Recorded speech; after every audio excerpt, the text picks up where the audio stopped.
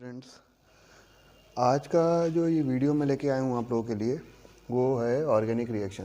देखो, organic reaction जो है वो काफ़ी इम्पॉर्टेंट पॉइंट है ऑर्गेनिक केमिस्ट्री का। ठीक है, तो अब यहाँ से जो शुरुआत होगी ऑर्गेनिक केमिस्ट्री की, अगर इसको ध्यान से देखा जाएगा तो मेरे ख्याल से आप लोगों को बेसिक नॉलेज बहुत अच्छी हो जाएगी।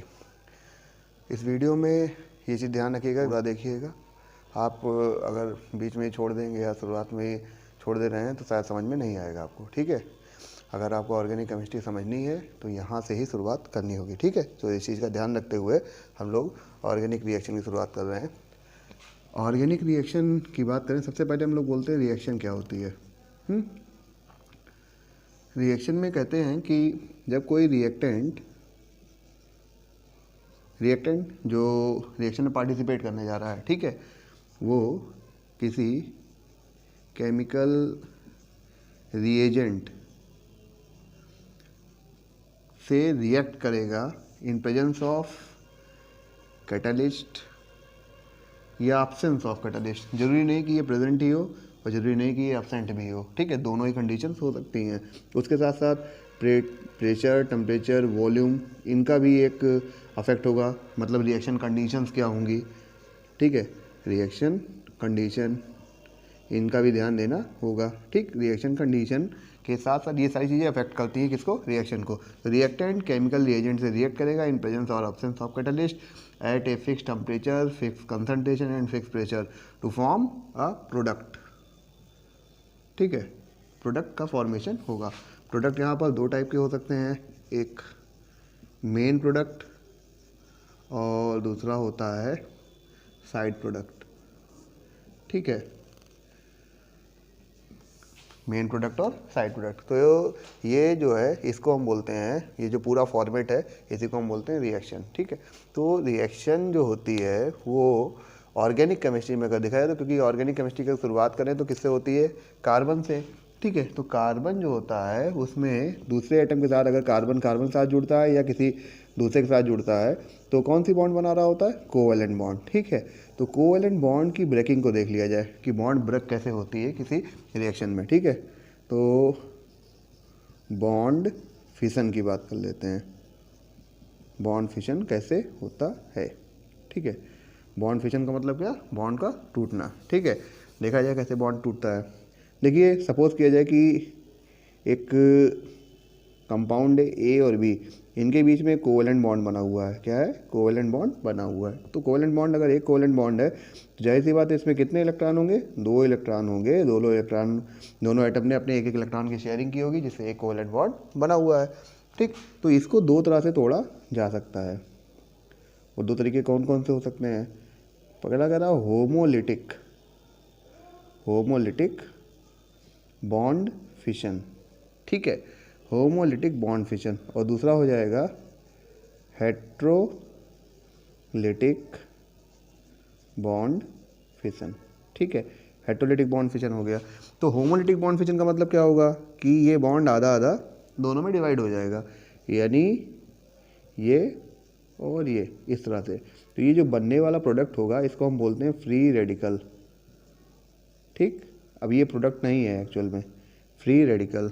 और यहाँ पर अगर हेट्रोलिटिक बॉन्ड फिशन होगा तो उसमें इलेक्ट्रोनिगेटिविटी डिसाइड करेगी। अब सपोज करो कि किसी एटम ए की जो है इलेक्ट्रोनिगेटिविटी कम है और बी की इलेक्ट्रोनिगेटिविटी ज़्यादा है। तो अगर बी की इलेक्ट्रोनिगेटिविटी ज़्यादा है तो ये जब बॉन्ड ब्रेक होगा तो इलेक्ट्रॉन किस तरफ जाएंगे, बी की तरफ जाएंगे। ठीक है, इस एरो से दिखाया जा रहा है कि इलेक्ट्रॉन किस तरफ जा रहे हैं। ठीक है, ये एरो का जो हेड होता है वही डिसाइड करेगा कि इलेक्ट्रॉन किस तरफ जा रहा है और एक्चुअल में जो फैक्टर होगा वो डिसाइड करेगा।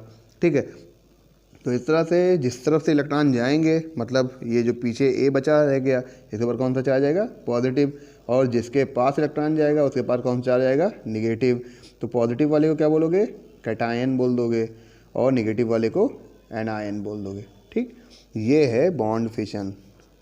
किसी भी ऑर्गेनिक कंपाउंड में इन्हीं दो तरह से बॉन्ड फिशन होता है। पहला हो गया होमोलिटिक और दूसरा हो गया आपका हेट्रोलिटिक बॉन्ड फिशन। ठीक है, तो ये इतना समझ लेने के बाद हमने बोला ना कि ये प्रोडक्ट नहीं है, ये प्रोडक्ट नहीं है तो आखिर है क्या। देखो, जब भी कोई रिएक्शन हो रहा होता है तो रिएक्शन में डायरेक्टली प्रोडक्ट नहीं बनता। ठीक है, रिएक्शन में डायरेक्टली प्रोडक्ट ना बनने से पहले कुछ बनता है जिसे हम बोलते हैं रिएक्शन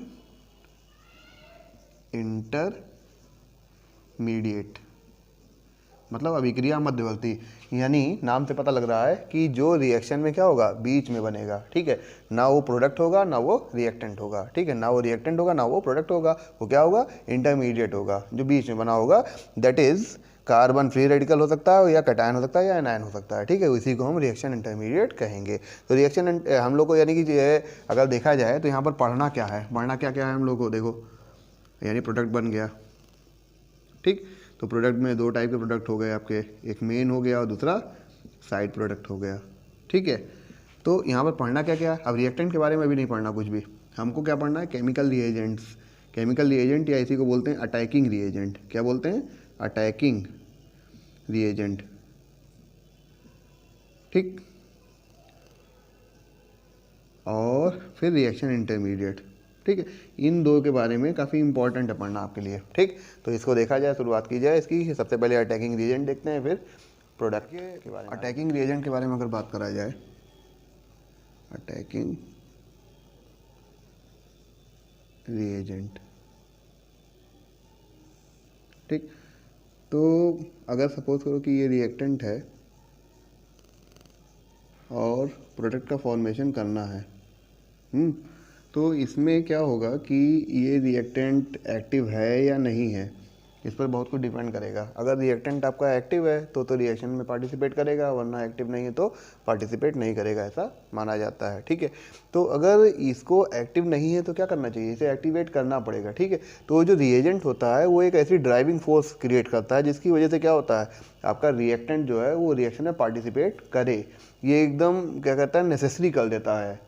जो आपका रिएजेंट होता है वो क्या करता है, इसको नेसेसरी कर देता है कि आप रिएक्टेंट में पार्टिसिपेट करना ही पड़ेगा। ठीक है, अब इसकी मैकेनिज्म जो हम लोग पढ़ेंगे ऑर्गेनिक केमिस्ट्री में, आगे मैकेनिज्म पढ़ेंगे तो उसमें क्लियर कट समझ में आने लगेगा कि हाँ, ये जो अटैकिंग रिएजेंट होते हैं ये वास्तव में यही ड्राइविंग फोर्स क्रिएट करते हैं जिसकी वजह से रिएक्शन में रिएक्टेंट पार्टिसिपेट करते हैं। ठीक है, तो जो अटैकिंग रिएजेंट होते हैं वो मेनली दो टाइप के होते हैं। पहला वाला इलेक्ट्रोफाइल, ठीक है, और दूसरा हो गया न्यूक्लियोफाइल। ठीक है, पहला हो गया इलेक्ट्रोफाइल, दूसरा न्यूक्लियोफाइल। इलेक्ट्रोफाइल ग्रीक वर्ड है, मतलब क्या होगा, electro means electron, phile means to attract और लविंग। ठीक है, हिंदी में बोलता है इलेक्ट्रॉन स्नेही। ठीक है, स्नेह प्रकट कर रहा है इलेक्ट्रॉन से, इलेक्ट्रॉन को अपनी तरफ अट्रैक्ट करने वाला। तो इलेक्ट्रॉन को अट्रैक्ट करने वाले कौन हो सकते हैं, जिनके ऊपर कौन सा चार्ज हो, पॉजिटिव चार्ज हो। जिनके ऊपर कौन सा चार्ज हो, पॉजिटिव चार्ज। अगर पॉजिटिव चार्ज होगा तो इनके पास इलेक्ट्रॉन की कमी होगी, तो इलेक्ट्रॉन की कमी होगी तो क्या करेगा, इलेक्ट्रॉन को अपनी तरफ खींचेगा। या दूसरे कौन हो सकते हैं, दूसरे हो सकते हैं लुईस एसिड। लुईस एसिड क्या होते हैं, इलेक्ट्रॉन पेयर एक्सेप्टर। ठीक है, इन पे चार्ज तो नहीं होगा लेकिन इलेक्ट्रॉन की कमी होगी। ठीक है, चार्ज नहीं होगा लेकिन इलेक्ट्रॉन की कमी होगी, इस बात को ध्यान रखिए, चार्ज नहीं होगा लेकिन इलेक्ट्रॉन की कमी होगी। तो जब इलेक्ट्रॉन की कमी होगी तो इसका मतलब क्या हुआ, इसका मतलब ये हुआ कि इनकी वैलेंस शेल में इलेक्ट्रॉन कम है। ग्रुप नंबर 13 याद रखिए, ग्रुप नंबर 13 BF3। अगर स्ट्रक्चर बनाओ इसका, बोरान, आउटर मोस्ट शेल में 1 2 3 3 इलेक्ट्रॉन, फ्लोरीन के साथ बॉन्डिंग किया। ठीक है, फ्लोरीन के साथ अगर बॉन्ड बना ली जाए इसकी, देख रहे हो, इस तरह से करके बॉन्ड फॉर्मेशन कर लिया। अब बोरान के पास अगर देख भी लो तो आउटर मोशन में कितने इलेक्ट्रॉन हो गए, 6 ही तो हुए। ऑक्टेट कंप्लीट करने के लिए कितना चाहिए, 8 इलेक्ट्रॉन। ऑक्टेट रूल को ही फॉलो करता है, ध्यान रखना। ठीक है, तो ऑक्टेट पूरा करने के लिए कितना चाहिए इनको, 2 इलेक्ट्रॉन और चाहिए। तो यानी इलेक्ट्रॉन पेयर एक्सेप्ट कर सकता है, अगर एक्सेप्ट कर सकता है तो इलेक्ट्रॉन को अपनी तरफ अट्रैक्ट करेगा, अगर अट्रैक्ट करेगा तो ये क्या होगा, इलेक्ट्रोफाइल होगा। ठीक है, एक चीज़ ध्यान रखिएगा कि अगर कोई केमिकल स्पीसीज इलेक्ट्रॉन को अपनी तरफ अट्रैक्ट करेगी तो वो इलेक्ट्रोफाइल होगी। ठीक है, और अगर नहीं करेगी, रिपेल करेगी, तो क्या हो सकती है, न्यूक्लियोफाइल। ठीक है, तो इसका मतलब क्या हुआ, न्यूक्लियो वर्ड मतलब क्या, न्यूक्लियस से आता है। न्यूक्लियस का मतलब कौन सा चार्ज, पॉजिटिव चार्ज, ठीक है। यहाँ मतलब न्यूक्लियस से नहीं है, न्यूक्लियस से मतलब निकाला गया क्या, पॉजिटिव चार्ज से। न्यूक्लियस को अपनी तरफ अट्रैक्ट नहीं करेगा, किसको, पॉजिटिव चार्ज को अपनी तरफ अट्रैक्ट करेगा। यानी जाहिर सी बात है इलेक्ट्रोफाइल जो होगा वो इलेक्ट्रोफाइल को न्यूक्लियोफाइल अट्रैक्ट कर सकता है, ठीक है। लेकिन ये दोनों अटैकिंग रिएजेंट है तो इनसे बारे में वैसे बात नहीं करनी है हम लोग को यहाँ पर। और फाइल मतलब तो समझ ही रहे हो, फाइल मतलब हुआ क्या, लविंग, ठीक है। इसने ही अपनी तरफ अट्रैक्ट करने वाला, जिनके पास इलेक्ट्रॉन ज़्यादा होंगे उनको अपनी तरफ अट्रैक्ट करेगा। तो न्यूक्लियोफाइल कौन हो सकते हैं, कह रहा है न्यूक्लियोफाइल वो हो सकते हैं पहले वे जिनके ऊपर निगेटिव चार्ज हो।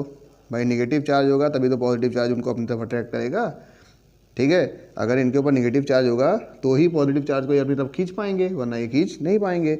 और दूसरा इनके पास क्या हो सकता है, चाहे ये होगा कैटेगरी और चाहे ये कैटेगरी जिसमें उनके पास कोई चार्ज तो नहीं होगा, लेकिन वो क्या होंगे, लुईस बेस होंगे। क्या होंगे, लुईस बेस होंगे। यानी इलेक्ट्रॉन पेयर क्या होंगे, डोनर, इलेक्ट्रॉन पेयर डोनेट करने वाले। तो जो डोनेट करेंगे, कौन सा ग्रुप डोनेट करता है इलेक्ट्रॉन को, ठीक है, कौन सा ग्रुप होता है, तो कह रहा है ग्रुप 15, ठीक है। ग्रुप 15 में एलिमेंट हैं nitrogen, phosphorus, arsenic, antimony, bismuth. तो नाइट्रोजन में अमोनिया कंपाउंड, ठीक है, फॉस्फोरस में PH3, ऐसे जो भी कंपाउंड है ये सब क्या कर सकते हैं, इलेक्ट्रॉन पेयर डोनेट कर सकते हैं, ठीक है। तो अच्छा एक चीज़ और देख लेना कि इसमें ऐसे नहीं और एग्जांपल ले सकते हो, AlCl3 हो सकता है, ZnCl2 भी हो सकता है, तो ये अलग ग्रुप है, ठीक है। तो ये जो ग्रुप, अब जैसे नाइट्रोजन की अमोनिया की बात कर लो तो अमोनिया का स्ट्रक्चर क्या होगा, अमोनिया का स्ट्रक्चर ये है, ठीक है। आउटर मोस्ट शेल में 5 इलेक्ट्रॉन, हाइड्रोजन से एक इलेक्ट्रॉन की क्या कर ली, शेयरिंग करा ली। तो जब हाइड्रोजन से एक इलेक्ट्रॉन शेयर कर लिया तो कितने इलेक्ट्रॉन हो गए, 5 और 3 8 हो गए, ठीक है। आउटर मोस्ट शेल इसकी कंप्लीट हो गई। जब आउटर मोस्ट शेल कंप्लीट हो गई तो इसके 3 इलेक्ट्रॉन तो बॉन्ड बनाने में पार्टिसिपेट किए, तो ये तो बॉन्डेड इलेक्ट्रॉन हो गए। ये क्या हो गया, नॉन बॉन्डेड इलेक्ट्रॉन, जिसको हम क्या बोल सकते हैं, लोन पेयर। तो लोन पेयर को ये किसी को शेयर कर सकता है, ठीक है, सिंगल साइड शेयरिंग करके कोऑर्डिनेट बॉन्ड बनाएगा और न्यूक्लियोफाइल जैसा बिहेव कर सकता है, ठीक है। तो वो अगर अमोनिया चाहे तो BF3 को इलेक्ट्रॉन दे सकता है, एक पेयर इलेक्ट्रॉन देके क्या करेगा, उसकी वैलेंसी भी कंप्लीट कर देगा और एक बॉन्ड बना लेगा, जिसे क्या बोलेंगे, कोऑर्डिनेट बॉन्ड कहेंगे, ठीक है। तो इस तरह से करके हम कह सकते हैं कि ये न्यूक्लियोफाइल हो गया, ये इलेक्ट्रोफाइल हो गया। 2 अटैकिंग रिएजेंट आपके पास हैं, पहला है इलेक्ट्रोफाइल और दूसरा न्यूक्लियोफाइल, ठीक है। तो इनका मेन काम क्या होगा, रिएक्शन में रिएक्टेंट को एक्टिवेट करना, जिसकी वजह से वो रिएक्शन में पार्टिसिपेट कर सके, ठीक है। तो इस चीज़ को आप ध्यान रखिएगा कि इलेक्ट्रोफाइल क्या होते हैं और न्यूक्लियोफाइल क्या होते हैं, ठीक है। एग्जाम्पल जरूर ध्यान रखिए। जैसे हाँ, अब पॉजिटिव चार्ज का एग्जाम्पल देखना चाहिए हम लोग को ना। पॉजिटिव चार्ज कौन कौन से हो सकते हैं, जैसे सपोज करो कि पॉजिटिव चार्ज में आप देखो H+ आयन, ठीक है, NO+, ठीक है, I+ भी हो सकता है, Br+ भी हो सकता है, Cl+ भी हो सकता है, ठीक है। ऐसे बहुत सारे हो सकते हैं। और निगेटिव चार्ज की अगर बात करो तो निगेटिव चार्ज में कौन कौन हो सकता है, जो उसमें हम प्लस में लिखे हैं, Cl- हो सकता है, Br- हो सकता है, OH- हो सकता है, ठीक है, F-, COO-, बहुत सारे ऐसे भी हो सकते हैं। जिनके ऊपर माइनस चार्ज आएगा, सीधी बात है कि जिनके ऊपर माइनस चार्ज आएगा वो क्या होंगे, न्यूक्लियोफाइल होंगे, और जिनके ऊपर प्लस चार्ज आएगा वो क्या होंगे, इलेक्ट्रोफाइल होंगे, ठीक है। इस चीज़ को ध्यान रखते हुए, ठीक है बच्चों। तो अब यहाँ तक आप इसको पढ़िए। अगला वीडियो जो आपको मिलेगा वो किसके पे मिलेगा, अटैकिंग रिएजेंट पे, ठीक है। अटैकिंग रिएजेंट को हम लोग काफ़ी अच्छे से पढ़ा जाएगा। देखो वहाँ पर आपको अटैकिंग रिएजेंट में ऐसा नहीं कि सिर्फ उसके बारे में पढ़ना है कौन कौन से अटैकिंग रिएजेंट होते हैं, उसके बारे में पढ़ने के साथ साथ उनकी स्टेबिलिटी भी पढ़नी होगी, ठीक है। उसके साथ साथ हम लोग को ये भी पढ़ना होगा कि उनका स्ट्रक्चर क्या होता है। हाँ, और उसी वीडियो में हम आगे जो है इफ़ेक्ट्स की बात करेंगे, जैसे इंडक्टिव इफेक्ट होता है, मीज़ोमेरिक इफेक्ट होता है, रेजोनेंस इफेक्ट होता है, इन सारी चीज़ों की बात भी की जाएगी, ठीक है। तो इस वीडियो के लिए इतना ही, धन्यवाद।